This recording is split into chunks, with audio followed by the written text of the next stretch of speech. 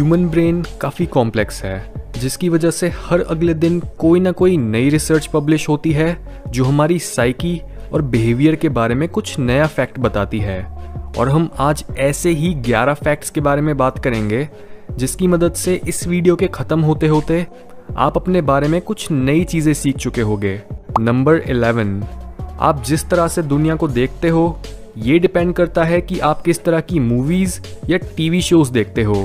Research बताती है कि जो लोग क्राइम, इन्वेस्टिगेशन या डिटेक्टिव वाले टीवी शोज़ या इवन ज़्यादा न्यूज़ देखते हैं, वो लोग दुनिया में होने वाले सीरियस क्राइम को ओवर एस्टिमेट करते हैं।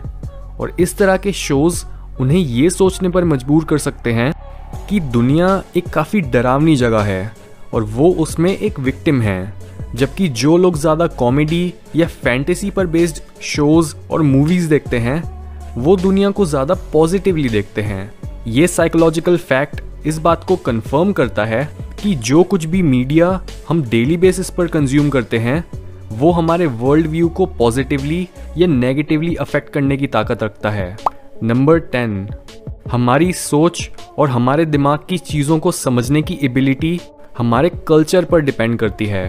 सोशल साइकोलॉजिस्ट रिचर्ड निस्बिट ने अपनी book the geography of thought में बताया है कि किस तरह से एशियन कंट्रीज के लोगों के मेंटल प्रोसेसेस अलग होते हैं वेस्टर्न कंट्रीज के लोगों से। यानी दोनों कल्चर्स की फिलॉसफीज, सोशल स्ट्रक्चर्स, रिलीजन और एजुकेशनल सिस्टम्स काफ़ी अलग हैं, जस्ट बिकॉज दोनों जगहों पर रहने वाले लोगों को अलग अलग तरह की मुश्किलें झेलनी पड़ती हैं।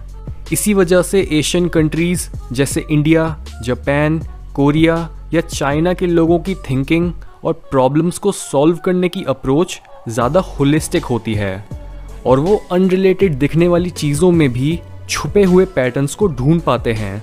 जबकि वेस्टर्नर्स की थिंकिंग ज़्यादा एनालिटिकल होती है और वो हर ऑब्जेक्ट को बाकी चीज़ों से अनरिलेटेड और सेपरेट मानते हैं। ऑथर ने बुक में एग्जाम्पल देते हुए बताया है कि कैसे अगर आप वेस्टर्न लोगों को एक फ़ोटो दिखाओ तो चांसेस हैं कि वो उस फोटो में मेन ऑब्जेक्ट पर फोकस करेंगे, जबकि एशियन कल्चर में बड़े हुए लोग फोटो के बैकग्राउंड और उसके कंटेक्स्ट पर फोकस करेंगे कि उस फोटो का ओवरऑल मैसेज क्या है। नंबर 9, हम एक समय पर सिर्फ 150 लोगों के साथ ही क्लोज रिलेशन रख सकते हैं। ये फैक्ट एवोल्यूशनरी एंथ्रोपोलॉजी से निकल कर आता है, जहाँ पर रिसर्चर्स हमेशा से ये जानना चाहते थे कि हर स्पीशीज के सोशल ग्रुप्स में जनरली कितने मेंबर्स होते हैं। और इसे पता करने के लिए रिसर्चर्स ने हर जानवर के दिमाग का साइज और उनके स्टेबल रिलेशनशिप्स के बीच का कनेक्शन ढूंढा और तब पता लगा कि हमारे एंसेस्टर्स के सोशल ग्रुप्स हमेशा छोटे और उनके आपस में रिलेशनशिप्स टाइट रहते थे। सब लोग एक दूसरे को जानते थे और ग्रुप का सर्वाइवल बढ़ाने के लिए एक दूसरे की मदद करते थे। और ये ग्रुप बहुत लंबे टाइम तक 100 या 150 मेंबर्स के ऊपर कभी गया ही नहीं। यही रीज़न है कि क्यों हम भी अभी तक लिमिटेड लोगों के साथ क्लोज कनेक्शंस बनाने के लिए ही वायर्ड हैं। नंबर 8, यूजुअली हमें ये लगता है कि हम डिसीजंस काफ़ी सोच समझ के और लॉजिकली लेते हैं, पर साइकोलॉजी बताती है कि हम अपने ज़्यादातर डिसीजंस अनकॉन्शियसली लेते हैं। एग्जाम्पल के तौर पर अगर आप एक नया फ़ोन खरीदने की सोच रहे हो तो आप इस बात का ध्यान रखोगे कि वो फ़ोन आपकी हर नीड को पूरा कर सके, उसका प्राइस आपके बजट के अंदर ही आए और उसे मैन्युफैक्चर करने वाली कंपनी रिलायबल हो। पर इन फैक्टर्स के पीछे भी आपकी कई अनकॉन्शियस बायसेस होती हैं जो आपको बोलती हैं कि आप वही प्रोडक्ट खरीदो जो आजकल ट्रेंड में है, या फिर अगर आप हमेशा से ये बोलते आए हो कि आपको छोटे फोन्स पसंद हैं तो आपका दिमाग आपको इसी स्टोरी के साथ कंसिस्टेंट रहने के लिए पुश करेगा। नंबर 7, जब भी हमें एक रूल बहुत स्ट्रिक्ट लगता है या फिर जब हमें ऐसा लगता है कि हमसे हमारी फ्रीडम छीनी जा रही है, तब हमारा मन करता है कि हम सिर्फ वही रूल नहीं बल्कि बाकी रूल्स भी तोड़ें। साइकोलॉजिस्ट्स हमारे इस बिहेवियर को बोलते हैं रिएक्टेंस। ये हमें बताता है कि क्यों किसी पर भी गुस्सा करके और उन्हें फोर्स करके अपनी बात मनवाना कभी इफेक्टिव नहीं होता।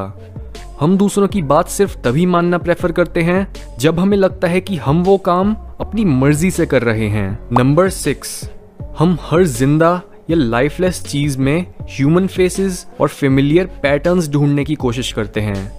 जैसे कई बार हमें बादलों में एक शक्ल या कोई जानवर देखने लग जाता है। जिन लोगों को इसके पीछे की साइकोलॉजी नहीं पता वो ऐसे पैटर्न्स को चमत्कार मानते हैं, पर साइकोलॉजी में ये फिनोमिनन काफी वेल नोन है और साइंटिस्ट्स इसे बोलते हैं पेरेडोलिया। एवोल्यूशन की वजह से हमारा दिमाग कॉन्स्टेंटली अपने एनवायरनमेंट में दूसरे इंसान, जानवर या काम आने वाले औजार ढूंढता रहता है, जिसकी वजह से इनसे मिलते जुलते पैटर्न्स भी हमारे दिमाग को ऐसे सिग्नल देते हैं जैसे हमें असली में कोई इंसान या जानवर दिखा हो। नंबर 5, आपकी सबसे इम्पोर्टेंट और पक्की मेमोरीज गलत हैं। अगर मैं आपसे आपके स्कूल का पहला दिन, आपकी फर्स्ट किस या किसी एक्सीडेंट के बारे में पूछूं, तो चांसेस हैं कि आप झट से उस मेमोरी के बारे में बता दोगे। पर रिसर्च के हिसाब से आपको इन मेमोरीज का ज़्यादातर हिस्सा इनएक्यूरेटली याद है। साइकोलॉजी बताती है कि हमारी सबसे पक्की मेमोरीज को फ्लैश बल्ब मेमोरी बोलते हैं, पर इवन इस तरह की मेमोरी भी एरर से भरी होती है।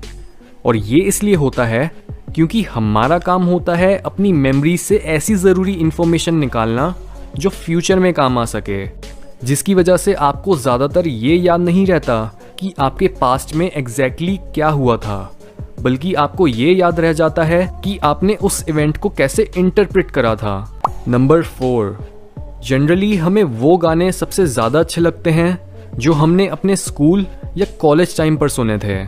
और ये इसलिए होता है क्योंकि गाने सुनते टाइम हमारा दिमाग डोपामीन और उसके जैसे ही अच्छा फील कराने वाले केमिकल्स रिलीज करता है, और 12 से 22 साल की उम्र के बीच हमारा डेवलपिंग ब्रेन इन केमिकल्स को और भी ज़्यादा मात्रा में पैदा कर रहा होता है, जिसकी वजह से हमें हर चीज़ ज़्यादा इम्पॉर्टेंट लगती है।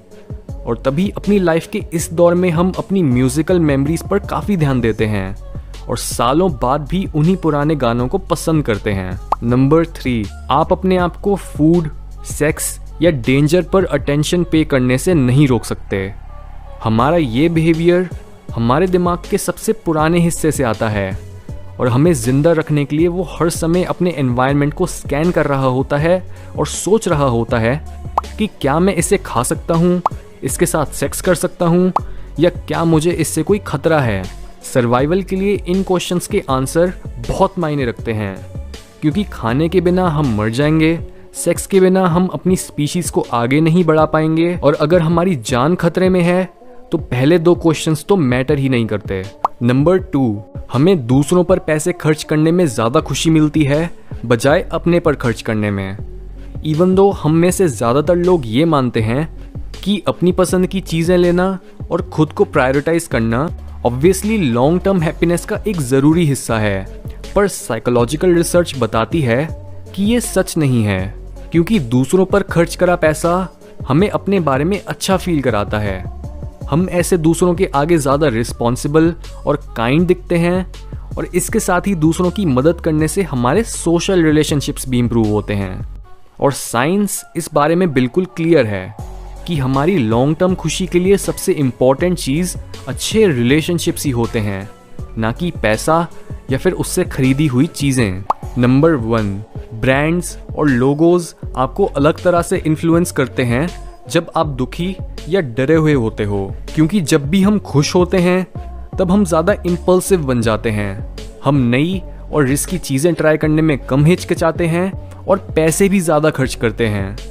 पर जब भी हम सैड फील कर रहे होते हैं तब हमें कुछ फेमिलियर चीज़ चाहिए होती है और हम नई तरह की चीज़ों से दूर रहना प्रेफर करते हैं। ये चीज़ आइसक्रीम फ्लेवर से लेकर मूवीज़ तक कुछ भी हो सकती है। साइकोलॉजी बताती है कि हमारा ये बिहेवियर हमारे डोपामीन लेवल्स पर बेस्ड होता है। जब हमारे दिमाग में डोपामीन ज़्यादा होता है तब वो हमें ज़्यादा एक्सट्रोवर्टेड बना देता है और तब हमें अननोन एनवायरनमेंट में जाने से कम डर लगता है। एक पार्टी के बारे में सोचो कि कैसे जब आप खुश होते हो आप ज़्यादा ड्रिंक करते हो और कुछ भी खा लेते हो, पर जब आपका डोपामीन कम हो जाता है, जैसे एक स्ट्रेसफुल दिन के बाद, तब आप अपनी पुरानी हैबिट्स पर ही फोकस करते हो और अपने इन्हीं इमोशंस की वजह से शॉपिंग करते टाइम उन ब्रांड्स को खरीदते हो जिन्हें आप पहले से ही जानते हो।